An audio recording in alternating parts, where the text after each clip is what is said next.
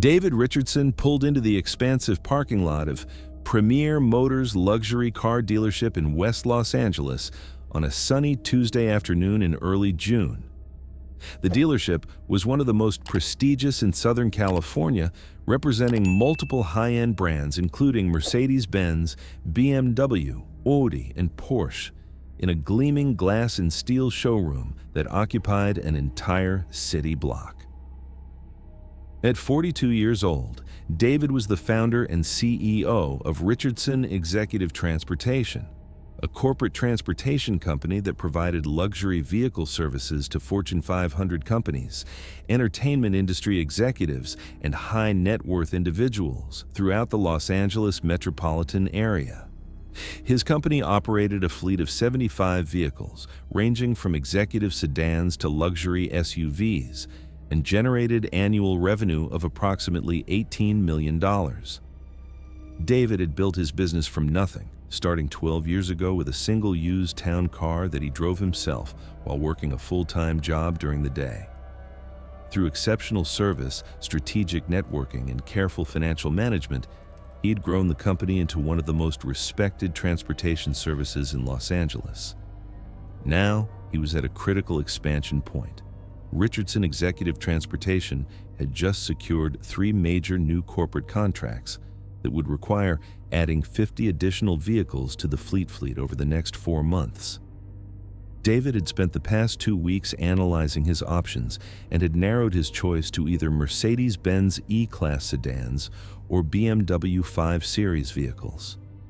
Today, he was visiting Premier Motors to discuss specifications, pricing, and delivery timelines for what would likely be a purchase in excess of $2 million. He was dressed casually in dark jeans, a simple polo shirt, and sneakers, having come directly from inspecting his company's maintenance facility. His plan had been to make initial contact with a sales representative today, discuss his needs and specifications, and then return later in the week with his CFO and fleet manager to finalize details and negotiate final pricing. He carried a leather portfolio containing his business information, financial pre-approval documents from his bank, and a detailed specification sheet outlining exactly what he needed for each vehicle. David walked through the main entrance into the expansive showroom. The space was impressive with soaring ceilings, polished marble floors, and at least 20 luxury vehicles displayed throughout the open floor plan. Each vehicle was positioned on a raised platform with dramatic lighting and informational displays. Well-dressed salespeople moved through the space, some working with customers while others stood in small groups chatting near a central desk area. The atmosphere conveyed wealth, sophistication, and exclusivity. David approached the reception desk where a young woman sat behind a sleek, modern counter. "Good afternoon. I'm interested in speaking with someone about a potential fleet purchase of Mercedes-Benz and BMW vehicles." The receptionist smiled professionally. "Of course, sir. Let me see who's available to help you." She picked up a phone and spoke quietly for a moment. "Brad will be right with you. You can have a seat in our client lounge if you'd like." "Thank you." David walked to the designated seating area, a comfortable space with leather chairs, a coffee bar, and large windows overlooking the lot of vehicles available for immediate delivery. He pulled out his phone and reviewed his specification notes while he waited. After about 5 minutes, a man approached. He was in his mid-30s, tall with styled blonde hair, and wearing an expensive charcoal suit with a silk tie and Italian leather shoes. His appearance screamed success, and his expression as he took in David's casual attire showed a flicker of judgment. "I'm Brad Cooper, sales executive." The man extended his hand, but the gesture felt perfunctory. "I understand you're interested in our vehicles?" "Yes, I'm David Richardson." David shook Brad's hand firmly. "I own a corporate transportation company, and I'm looking to purchase approximately 50 vehicles for fleet expansion. I'm considering the Mercedes E-Class and BMW 5 Series, primarily, though I'm open to discussing other options if they meet my specifications." 50 vehicles? Brad's eyebrows rose skeptically. "That's quite a substantial purchase. Are you working with a fleet manager or corporate purchasing department? I am the corporate purchasing decision maker.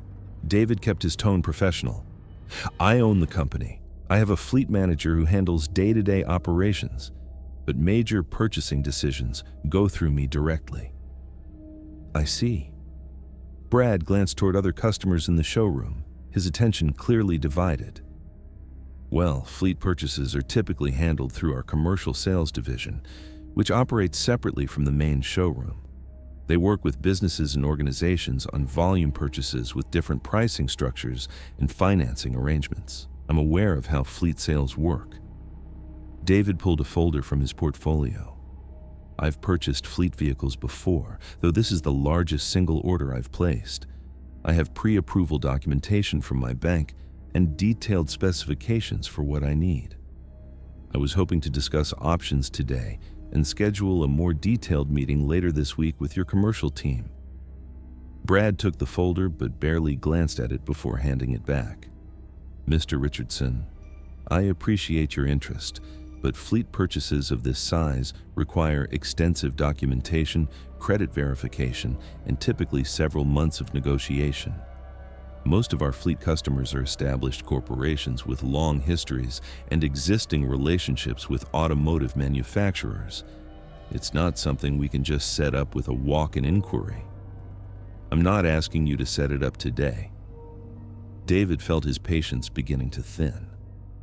I'm asking for an initial conversation about specifications and capabilities so I can determine whether Premier Motors is the right dealership for my needs. I have other dealerships I'm considering, and I'm trying to make an informed decision. Honestly, Mr. Richardson, Brad's tone had shifted from professional to patronizing. I think you might be more comfortable working with one of the dealerships that specialize in used vehicle sales or commercial vans. What you're describing sounds like it might be better suited for that market segment. Our focus here at Premier Motors is on luxury retail customers, and our fleet program is really designed for Fortune 500 companies and major corporations. The comment landed like a physical blow.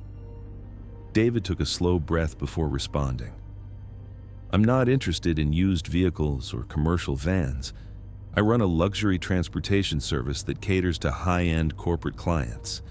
I need new luxury sedans with specific packages and features, and my company is exactly the type of client your fleet program should be targeting. I'm just trying to manage expectations. Brad glanced at his watch. The reality is that a purchase of this size requires significant financial resources, and most businesses in the transportation sector, especially smaller operations, work with less expensive vehicle options to keep their costs manageable. My company is pre-approved for financing up to $3 million. David pulled out a document from his portfolio. This is a letter from my bank confirming my creditworthiness and authorization to purchase. I'm not a small operation, and I'm not looking for budget options. I'm looking for Mercedes E-Class vehicles in the E350 trim with premium packages or BMW 5 Series with M Sport packages. My typical vehicle purchase price is around $40,000 to $45,000 per unit. Brad barely looked at the bank letter. Mr. Richardson, I'm sure you're very successful in your business, but fleet purchases at Premier Motors require more than just bank approval. We need to verify business history, financial statements, credit history, and establish a relationship over time. We don't just sell 50 vehicles to someone who walks in off the street. Someone who walks in off the street? David's voice remained controlled, but the anger underneath was unmistakable. I called yesterday and made an appointment. I've brought documentation of my business and my financial capacity. I've clearly stated my needs and my budget. The only thing preventing a productive conversation here is your assumption that I'm not a serious buyer. I'm not making any assumptions. Brad's voice took on a defensive edge. I'm following our dealership's policies for fleet sales.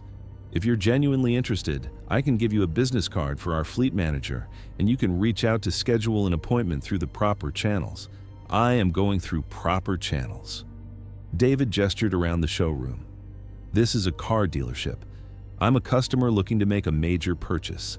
Having a preliminary conversation with a sales representative is exactly how this process should start.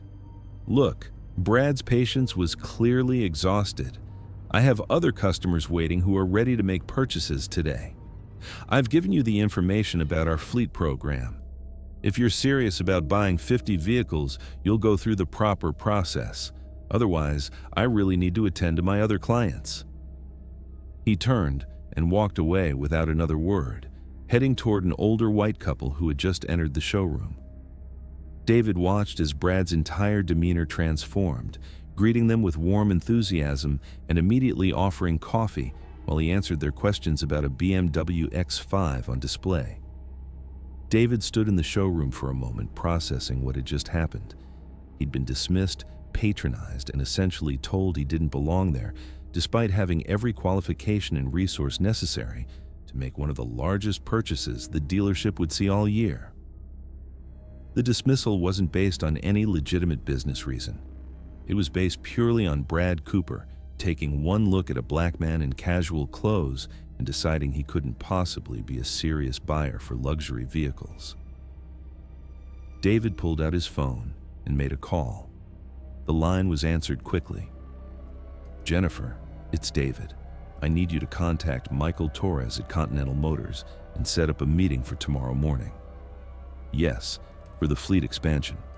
Premier Motors just decided they're not interested in my business." He paused, listening to his assistant's surprised response. "I'll explain when I get back to the office. Also pull together our complete financial package, business history, and the specification sheets. I want everything ready for Michael to review." He ended the call and was about to leave when a man in his 50s wearing an expensive suit approached. "Excuse me, are you David Richardson?" "Yes." David turned to face the man. "I'm Thomas Chen, General Manager of Premier Motors." The man extended his hand with a concerned expression. "I couldn't help but overhear part of your conversation with Brad. Is there something I can help you with? I came here to discuss purchasing 50 luxury sedans for my corporate fleet." David shook Thomas's hand. "Your sales representative decided I wasn't a serious buyer and sent me away without having any substantive conversation about my needs or qualifications. So no, there's nothing you can help me with, because I'll be taking my business to Continental Motors instead." Thomas's expression shifted to alarm. 50 vehicles? "Mr. Richardson, please, let's go to my office and discuss this properly. I apologize if there was any miscommunication." It wasn't miscommunication. David's voice was firm. It was assumption and bias.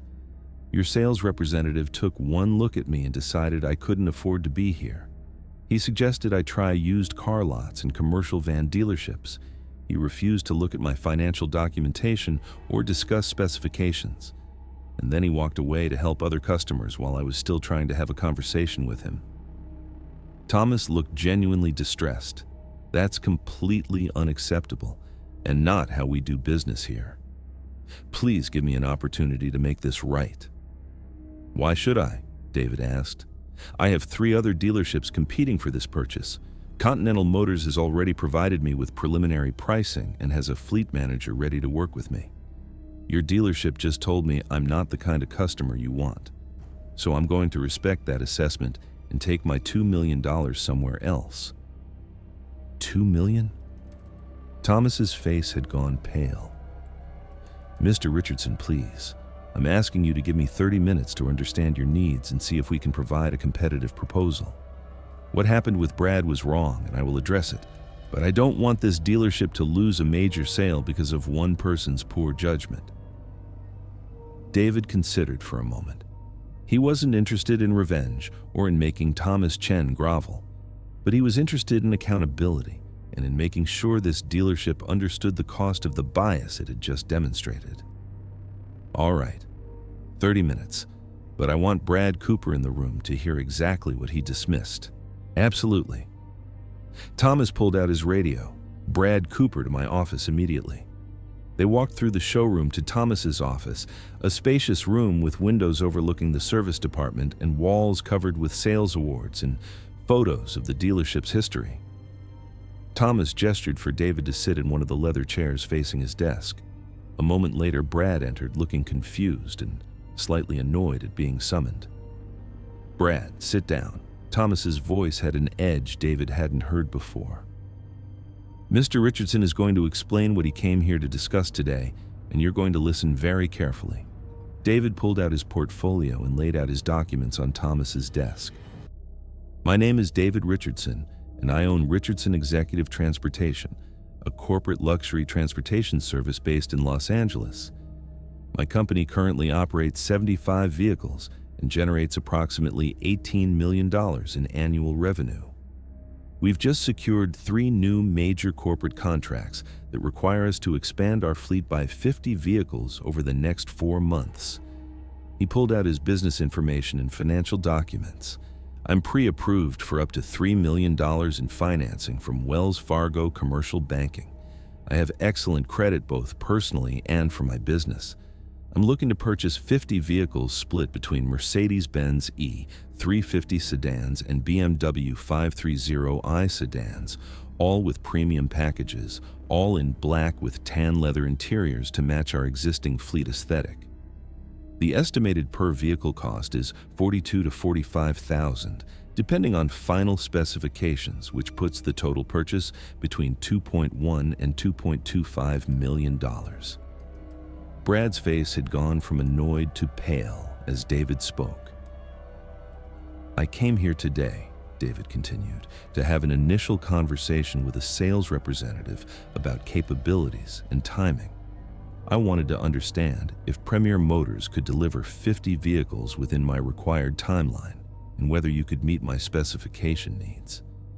I wasn't expecting to negotiate final pricing today or sign any contracts. I simply wanted to start the conversation so I could make an informed decision about which dealership to work with. He looked directly at Brad. Instead, I was told I should look at used car lots. I was told I would be more comfortable shopping for commercial vans. My financial documentation was dismissed without review. My business legitimacy was questioned. And I was told that Premier Motors doesn't work with someone who just walks in off the street even though I had an appointment. Then I was abandoned while you went to help other customers who I assume you deemed more worthy of your time and commission. The room was silent except for the muted sounds of the showroom activity beyond the office walls. Mr. Richardson, Thomas spoke carefully, on behalf of Premier Motors, I sincerely apologize. What you experienced is not reflective of our dealership's values or standards. We absolutely have the capability to fulfill your vehicle needs, and we would be honored to compete for your business. With respect, Mr. Chen, David stood up and began gathering his documents. I've already spent an hour of my time being disrespected at your dealership. I have no interest in giving you more opportunities to demonstrate why I should take my money elsewhere. Brad made it very clear what kind of customer Premier Motors is looking for, and I'm not it. Mr. Richardson, please. Thomas also stood. I understand your frustration, but I'm asking you to let me provide a proper proposal.